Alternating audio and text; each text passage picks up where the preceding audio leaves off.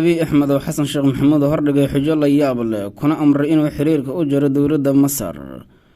وروحنتن وحردن كل وذاقي دون وروين ونقصو قاري مقالة أديس آبا كولنكي حسن شيخ محمود يا أبي أحمد الأحمري ولقوك لكعي إيو حجال يابل وحسن شيخ محمود له هردقي وإنه حريرك أجر دولة مصر استقو شجرة كقبنا يا قصر مدحتوية دولة إثيوبيا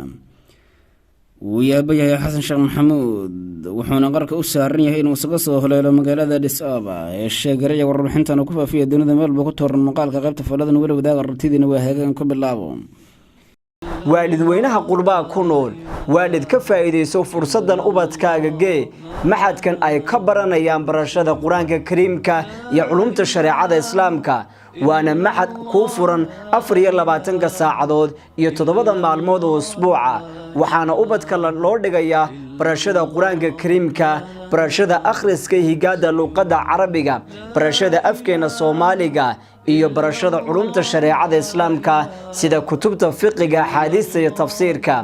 waxa sidoo kale waalidiinta la baraya isla markaana laga saxaya at-tahiyaadka salaada iyo aayad kursida waalid hadda ka faa'iideyso oo hadda isqora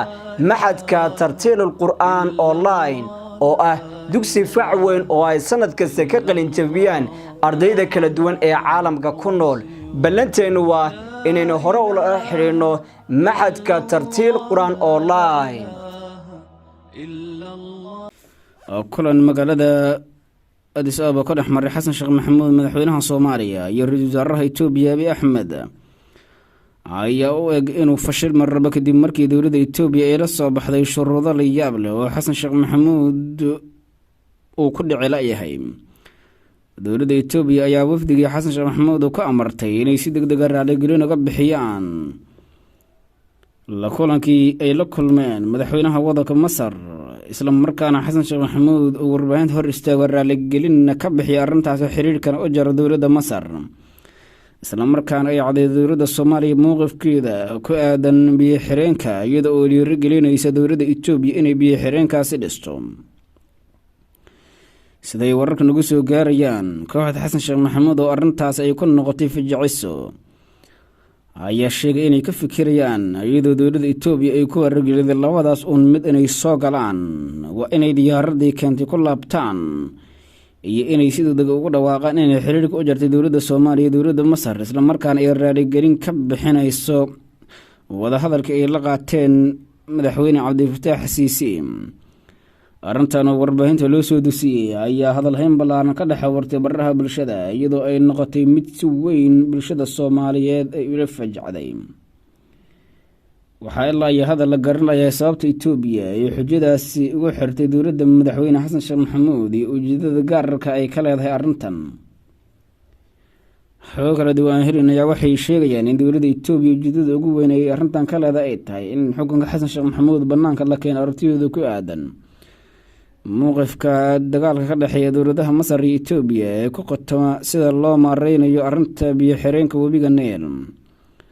Xasan Sheekh Maxamuud oo bishii Juulaay magaalada Qaahira kula kulmay madaxweynaha waddanka Masar Cabdifataax Siisi ayaa xogo hoose warbaahinta loo dusiyay waxay sheegayeen inay ka wada hadlaan arrinta biyo xireenka iyadoo dowladda Soomaaliya u ballan qaaday dowladda Masar inay arrintaas kala shaqeynayso isla markaana Itoobiya cadaadis xoogan lagu saaray inay joojido biyo xireenka ay dhisaydo arrintaasi oo noqotay mid dowladda Itoobiya aad uga walaacday sidoo kale dowladda Masar ayaa qorsheynaysa inay biyo xireenka marka laga soo tago saldhig military ka sameeysto gudaha Soomaaliya tallaabadaasi oo Itoobiya ay u aragtay caqabad weyn oo ka soo wajihi doonta dhinaca Soomaaliya xiriirka labada dowladoodna wax u dhimi doonta shuruudahan oo la horyimid ra'iisul wasaaraha Itoobiya Xasan Sheekh Maxamuud ayaa ahaa kuwa aan hore ugu jirin ajandaha laga wada hadlayo ee safarka Xasan Sheekh Maxamuud sida xoog kala duwan ay muujinayaan Xasan Sheekh Maxamuud ayaa lagu wadaa inuu dalka dib ugu soo laabto isagoo qorsheynaya in arrintan ay noqon doonto mid si weyn markaasi u weeqi doonto wada shaqaynta labada dhinac ka dhaxaysay Xasan Sheekh Maxamuud ayaa ku hoyday habeennimadii xalay magaalada Addis Ababa waxaana lagu wadaa inuu dib ugu soo laabto magaalada Muqdisho isagoo markaasi xiriirka u jiray dowladda Masar ama inuu go'aan degdeg ah qaato oo gebi ahaanba isaga soo laabto magaalada Addis Ababa oo uu jaro xiriirka Itoobiya sheegaray xogan qad falan gudaha qartiin tan iyo nabad geliyo waalidweynaha qurbaa ku nool waalid ka faa'iideyso fursadan ubadkaaga gee maxadkan ay ka baranayaan barashada quraanka kariimka iyo culumta shariicada islaamka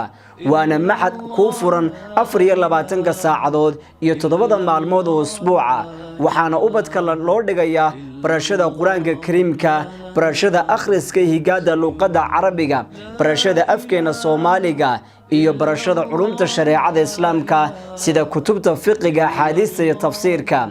waxa sidoo kale waalidiinta la baraya isla markaana laga saxaya at-tahiyaadka salaada iyo aayad kursida waalid hadda ka faa'iideyso oo hadda isqora maxadka tartiilul qur'aan online oo ah dugsi fac weyn oo ay sanad kasta ka qalin jabiyaan ardayda kala duwan ee caalamka ku nool ballanteenu waa inaynu hore ula xiriirno